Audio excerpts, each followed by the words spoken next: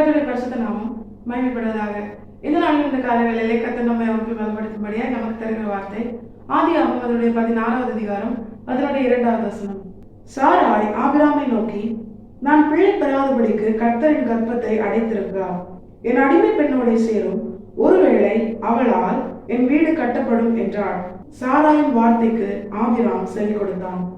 கர்த்தருடைய பரிசுத்த நாமம் மகிமைப்படுவதாக.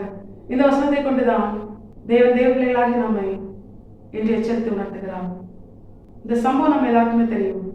சாராளுக்கும் ஆபிரகாமுக்கும் இன்னும் பிள்ளை இல்லை. அதை குறித்து சாராள் சொல்லுகிற வார்த்தை என்ன தெரியுமா?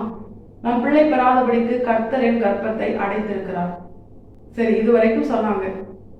அதுக்கப்புறமா ஒண்ணு சொல்றாங்க, அதுதான் என் அடிமை பெண்ணாகிய ஆகாரோட சேரும், ஒருவேளை அவளாலே என் வீடு கட்டப்படும் அப்படின்னு சொல்றாங்க.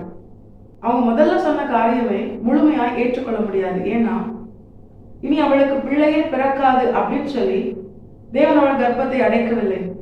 ஏன்னா தேவன் அவர்களுக்கு வாக்குத்தத்தம் கொடுத்திருக்கிறார்.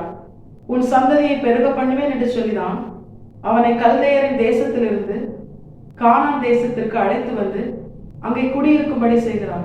வாக்குத்தத்தத்தை பெற்றுக்கொண்ட பிற்பாடு இப்படி ஒரு ஸ்டேட்மெண்ட் சொல்றதே தப்பு. ஆனா அந்த பிரச்சனைக்கு அவங்களே ஒரு சொல்யூஷன் சொல்றாங்க. தேவனுடைய திட்டத்தில் ஆபிரகாம், சாராள், அதன் பிற்பாடு ஈசாக். இதிலே ஆகார் என்றும் இஸ்மவேல் என்றும் ஒரு பெயரை தேவன் தம்முடைய திட்டத்தில் இன்க்ளூட் பண்ணவே இல்லை. ஆபிரகாமை குறித்த தேவ திட்டத்தில் அப்படி ஒன்று கிடையாது. ஆனா இதே ஆதியாகமத்தின் புஸ்தகம் அதனுடைய 20வது அதிகாரம் அதனுடைய 17-18 நீங்க வாசிங்கன்னா, ஆபிரகாமுடைய மனைவி ஆகிய சாராளி நிமித்தம் கர்த்தர் அபிமெலேக்குடைய வீட்டாரின் கர்ப்பங்களை எல்லாம் அடைத்திருந்தபடியால் ஆபிரகாம் தேவனை நோக்கி வேண்டிக் கொண்டான். அப்பொழுது தேவன் அபிமெலேக்கையும் அவன் மனைவியையும் அவன் வேலைக்காரிகளையும் குணமாக்கி பிள்ளை பெறும்படி அனுகிரகம் பண்ணினான். இந்த இடத்திலும் தேவன் அபிமெலேக்கினுடைய வீட்டாரின் கர்ப்பங்களை அடைக்கிறார். எது நிமித்தம்? சாராளி நிமித்தம். சாராளுக்கு நன்மை செய்யும்படியால், தன்னுடைய திட்டத்திலிருந்து சாராள் விலகி செல்லாதபடிக்கு அவளுக்கு நன்மை செய்யும்படியால் தேவன் அபிமெலேக்கின் வீட்டாருடைய கர்ப்பங்களை அடைக்கிறார். ஆனா அந்த இடத்துல அபிமெலேக்கோ இல்லை அவனை சூழ்ந்திருந்தவர்களோ சாராள் சொன்னது போல ஒரு முடிவை அவர்கள் தெரிந்து கொள்ளவில்லை. அதற்கு பதிலாக அங்க என்ன நடக்குது தெரியுமா? ஆபிரகாம் அபிமெலேக்குக்காக ஜெபிக்கிறான். இந்த ரெண்டு சம்பவத்தையும் நம்ம கம்பேர் பண்ணி தியானிச்சோம்னா தேவன் நமக்கு ஆவிக்குரிய அர்த்தமாய் கற்றுத்தருகிறது என்ன தெரியுமா? சாராள் என்பவள் தேவனுடைய திட்டத்திற்குட்பட்டவள், தேவனால் தெரிந்து கொள்ளப்பட்டவள், விசேஷித்தவள், ஆண்டவராக இயேசு கிறிஸ்து பிறக்கும்படியான சந்ததியின் தாயாக அறியப்பட்டவள். அப்படிப்பட்ட மேலான ஆசீர்வாதத்தை பெற்றுக்கொண்ட சாராள் தான் இன்னும் பிள்ளை பெறாததை கண்டவுடனே தேவன் அனுமதிக்காத ஒரு வழியை தெரிந்து கொள்ளுகிறாள். ஆனா தேவன் யார் என்றே அறியாத சர்வ வல்லமை உள்ள தேவனை ஆபிரகாமின் தேவனாய் அறிந்து கொண்ட, சாராளுக்காக தன் வீட்டாருடைய கர்ப்பங்களை அடைத்த அப்படிப்பட்ட ஒரு பயங்கரமான தேவனாய் அறிந்து கொண்ட அந்த அபிமெலேக்கு இப்படிப்பட்ட ஒரு முடிவை தேடாமல் யார் அடைத்தாரோ அவரால் தான் அதை திறக்க முடியும் என்கிற உணர்வோடு அவன் ஆபிரகாமிடத்தில் வந்த பொழுது ஆபிரகாம் அவனுக்காக ஜெபித்தான். அடைத்த தேவன் திறக்கும்படியால் அந்த தேவனை நோக்கி விண்ணப்பம் பண்ணினான். அப்பொழுது தேவன் அபிமெலேக்கின் வீட்டாருடைய கர்ப்பங்களை திறந்து அவர்கள் பிள்ளை பெறும்படியால் அனுகிரகம் பண்ணினான். தேவர்களாகி நாம் உணர்ந்து கொள்ள வேண்டியது என்ன தெரியுமா? சாராளுக்காகவே தேவன் ஒரு குடும்பத்தின் கர்ப்பங்களை அடைத்தாரே, ஆனால் சாராளை நீ எவ்வளவு விசேஷித்தல் என்று உணர்ந்து கொள்.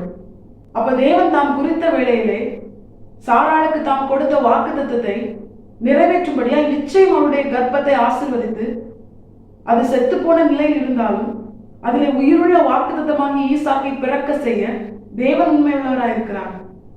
இதை உணர்ந்து கொள்ளாமல் சாராள் எடுத்த ஒரு தவறான முடிவு நமக்கு எல்லாம் ஒரு எச்சரிப்பின் செய்தியா இருக்கிறது. இன்று தேவ பிள்ளைகளாகிய நமக்கு தேவன் எச்சரித்து உணர்த்துவது என்ன தெரியுமா? அவர் வேதனையோடு தேவ பிள்ளைகளாகிய நம்மை பார்த்து சொல்லுகிற காரியம், என்னை அறியாத ஜனங்கள் கூட ஒரு பிரச்சனை வந்தா, ஒரு பலவீனம் வந்தா ஜெபிச்சா குணமாகும் அப்படின்னு சொல்லி விசுவாசித்து ஜெபிக்கும்படியால் தேவ சமூகத்திற்கு வராங்க.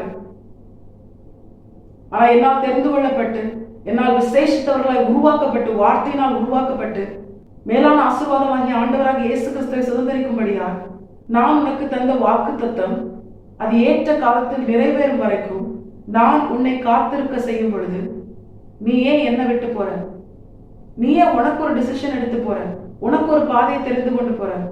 என்னாலே அன்றி நான் இல்லாமல் உன்னால் ஒன்றும் செய்ய முடியாது என்று தேவன் தெளிவாய் யோவான் சுவிசேஷம் 15வது அதிகாரத்திலே நமக்கு எழுதி கொடுத்திருக்கிறார். நாம் செடிகள் அல்ல, நாம் கொடிகள். ஆண்டவராக இயேசு கிறிஸ்துவோடு இணைந்திருக்கிறோம்.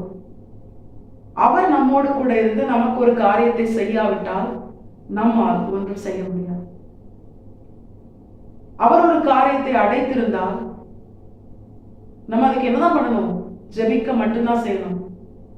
ஆண்டவரே, நீங்க வாக்குத்தத்தம் தந்திருக்கிறீங்க, ஆனாலும் ஏன் இன்னும் நிறைவேற்றாம இருக்கிறீங்க அப்படின்னு சொல்லி நாம சுயமாக ஒரு முடிவை எடுத்துட்டு அது பின்னாடி போகக்கூடாது. இங்கே சாராள் அதை தான் செய்கிறாள். கற்பத்தை கர்த்தர் அடைத்திருக்கிறாரா? அபிமெலேக்கே தெரியுது அடைச்ச கர்த்தர் தான் திறக்கணும். அவன் ஆபிரகாம் கிட்ட ஜெபிக்க சொல்றான். அவனுக்காக ஆபிரகாம் ஜெபிக்கிறான். தேவன் கர்ப்பத்தை திறக்கிறார், பிள்ளை பெறும்படியா அனுகிரகம் பண்ணுகிறான். அப்படிப்பட்ட ஆபிரகாமை நினைவு கூர்ந்து அந்த ஆபிரகாம் சாராளுக்காக ஜெபிக்கும் பொழுது கர்த்தர் கேட்காம இருப்பாரா? இப்ப சாரா என்ன பண்ணிருக்கணும்? தேவன் தந்த வாக்குத்தத்தம் நிறைவேற தேவனை நோக்கி ஜெபிக்கும்படியாய் ஆபிரகாம் கிட்ட சொல்லியிருக்கணும். ஆனா அதை விட்டுட்டு தன்னுடைய அடிமை பெண்ணை மறுமனையாட்டியாக கொடுக்கிறான். தானாக ஒரு சுய முடிவை தேடி போகிறான். தனக்கு தோன்றத செய்யறான். இன்று தேவனை அறியாத ஜனங்கள் கூட ஒரு பிரச்சனை வரும்போது தேவ சமூகத்துல ஜெபிக்கிறாங்க. தேவ மனிதர்களிடத்தில் அவங்க ஜெபிக்கிறாங்க. தேவன் அவர்களுக்கு வழி வாசலை திறந்து கொடுக்கிறார். தேவன் அவர்களை குணமாக்குகிறார். நான் தேவ பிள்ளைகளாகி நாம் இவ்வளவாய் தேவனை அறிந்து ருசித்து அவருடையவர்கள் என்று அடையாளப்படுத்தப்படுகிற நாம் ஒரு பிரச்சனை வரும்போது சுய முடிவை தேடி போறோம். ஒரு பலவீனம் வரும்போது நமக்கு தோன்றபடி நம்ம செய்யறோம். நம்முடைய மனமும் மாமிசம் விரும்புகிறத செய்யறோம். சோர்ந்து போறோம். ஆண்டவர் மேல நம்பிக்கை இல்லாம தளர்ந்து போறோம். முறுமுறுக்கிறோம். வாக்குத்தத்தத்தை நம்ப முடியல. ஆண்டவர் எனக்கு இப்படிலாம் வாக்கு தந்தாரு, ஆனா என்னுடைய லைஃப் இப்படிலாம் போகுது அப்படின்னு சொல்லி தேவன் தந்த வாக்குத்தத்தத்தை குறித்து மனம் சலித்து போகிறோம்.